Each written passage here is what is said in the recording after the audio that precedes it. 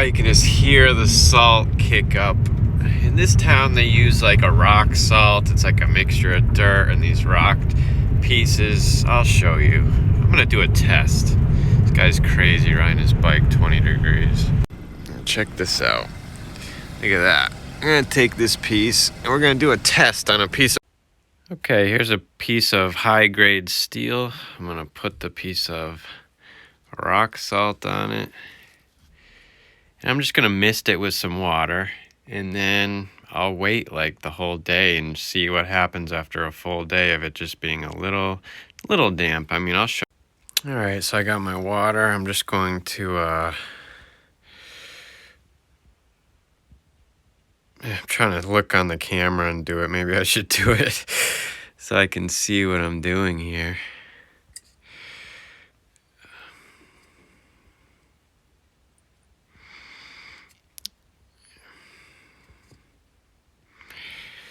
There, you just went driving through a little damp day with the salt on the ground.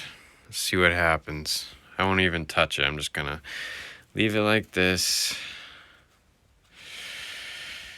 and see what happens.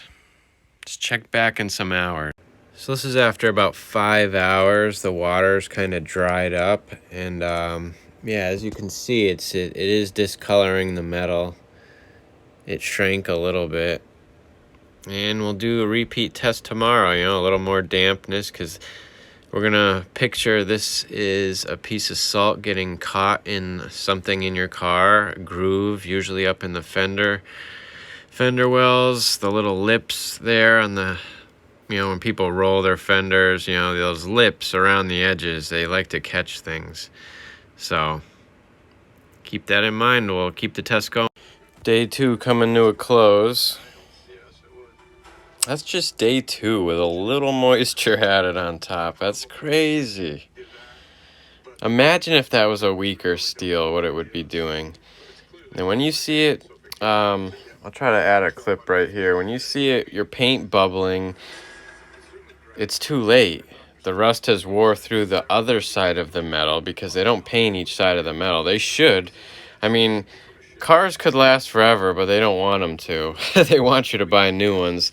They'd last forever if they would just paint both sides of the metal on everything. Yeah, when you start seeing stuff like that, it's too late, it's too late, it's too late.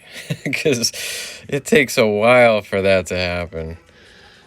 I've learned so much over the years buying cars.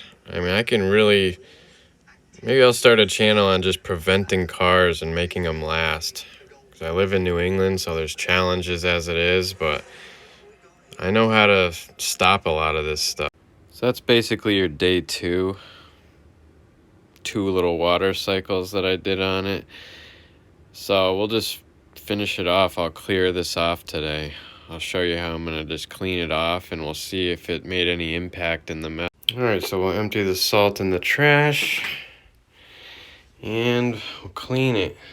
We'll see if it did any, like, impact.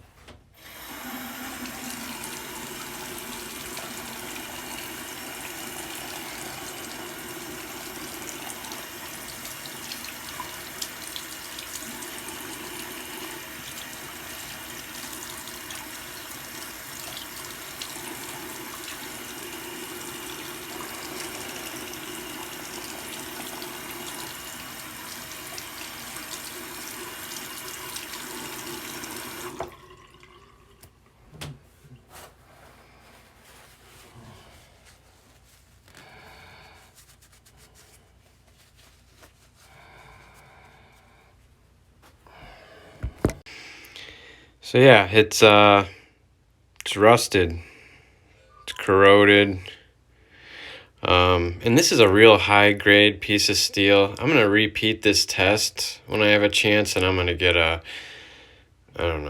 cheap piece of steel. I wish I could cut part of the body of a car out. I'll figure it out.